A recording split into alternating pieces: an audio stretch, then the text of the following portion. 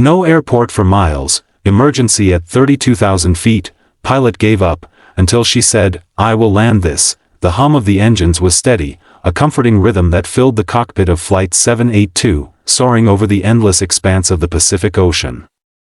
Captain Richard Hayes, a veteran with 20 years of experience, glanced at the flight instruments. Everything was normal, or at least, it had been just a few minutes ago. Then, the warning lights flashed red. Engine 2, pressure dropping. Hayes exclaimed, gripping the yoke. The plane lurched slightly, and a wave of panic washed over him. He radioed air traffic control. "Mayday, mayday, mayday. Flight 782, engine failure, requesting immediate emergency landing." Static hissed through the speaker. "Flight 782, the nearest airport is over 250 miles away. No emergency runway available. Advise holding pattern." Hayes's jaw tightened. Over 250 miles. At 32,000 feet, with one engine dead and the other struggling, the plane was a massive, metal bird with broken wings, fighting against gravity and fate. "Richard, what's happening?" asked First Officer Lopez, trying to mask her fear with professional composure. "It's engine 2. She's gone. We have one left," but his voice trailed off. He had tried every checklist, every procedure, every option. Nothing was working. From the passenger cabin, a faint commotion filtered up. Cabin crew voices, a murmur of anxious passengers, the clatter of service carts abandoned mid-aisle. Hayes's heart sank. This was no longer a mechanical failure, it was a test of human courage. "Brace for impact?" Lopez asked, voice barely audible over the alarms. Hayes shook his head. "Too far from any runway. We won't make it." Time slowed as he considered the inevitability. He had landed thousands of flights, saved lives countless times, but nothing had prepared him for this. A commercial airliner, a full load of passengers, at the mercy of an unrelenting sky. Then, a voice came over the intercom. Clear, calm, deliberate. "This is Amelia Davis, flight attendant, row 14C. I have pilot training. I can help. I can land this plane." Hayes froze. A flight attendant? With hands usually serving coffee and snacks, now offering to land a 767? He wanted to dismiss it, to maintain control, but something in her tone, that unwavering certainty, pierced the panic. "Amelia," Hayes said slowly, "this isn't a simulation. This is real. Are you sure?" "I'm sure," she replied. "I've trained in simulators, emergency procedures, even partial controls. Let me on the yoke. I can do this." Lopez's eyes widened. "You really think?" "I don't think." "I know," Amelia interrupted, and the clarity in her voice left no room for doubt. Hayes radioed the control tower again. "We have a volunteer. She is trained. We are handing over controls.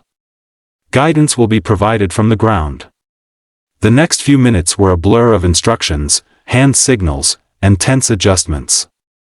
Amelia moved swiftly, her fingers firm on the controls, her eyes scanning every dial, every indicator. Hayes and Lopez coached her through the emergency protocols. Throttle at 75% on engine 1. Flaps 15. "Keep her steady," Hayes directed. Amelia obeyed with precision, her calm presence a beacon amidst the chaos. Passengers sensed the shift. Murmurs quieted, eyes glued to cabin monitors. Hope returned, fragile but undeniable. Outside, storm clouds rolled in. Wind gusts battered the fuselage, testing Amelia's resolve. She gritted her teeth, imagining every landing she had practiced in simulators. She could do this. She must prepare for descent, Hayes instructed. The plane groaned as they began their slow, deliberate drop toward the distant coastline. Every second felt like an eternity, every foot lost a gamble with death. Amelia adjusted the controls, guided by Hayes's voice and her own steel resolve. The ground approached faster than anyone wanted. Emergency vehicles lined the makeshift landing site, lights flashing, sirens ready, altitude 5,000, 4,000, 3,000, the countdown echoed in the cockpit, a drumbeat of tension.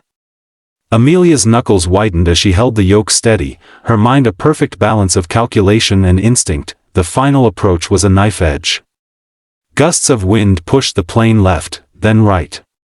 Amelia countered each movement with fluid precision, her hands steady despite the adrenaline surging through her veins. Keep her level. Hold the nose up.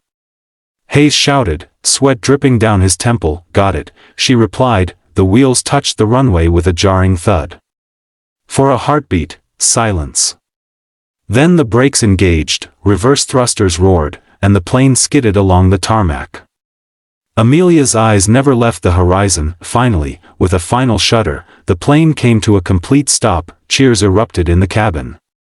Passengers hugged strangers, tears streaming down faces etched with fear and relief. Hayes exhaled so deeply it seemed he had shed years of tension in a single breath. Amelia leaned back, exhausted but triumphant. Hayes turned to her, a mix of disbelief and gratitude in his eyes. You just saved everyone on this flight, he said. She smiled faintly, brushing a strand of hair from her face. We did it. Together. The media would later call her a hero, a flight attendant who defied odds, who had taken control when all hope seemed lost. But in the cockpit, Hayes and Lopez knew the truth. Courage isn't defined by a uniform or a title. Courage is defined by the willingness to act when the world tells you you can't. As the emergency crews approached, Amelia stepped out of the cockpit. Passengers rushed to her, clapping, crying, cheering. But she kept her eyes on the horizon, thinking only of the hundreds of hearts she had kept safe, the family waiting for them below, the lives entrusted to her hands at 32,000 feet. That day, Flight 782 became more than a flight. It became a testament to human resilience, to the quiet, unstoppable force of determination, and to the extraordinary courage hidden in the most unexpected places. No airport for miles, yes.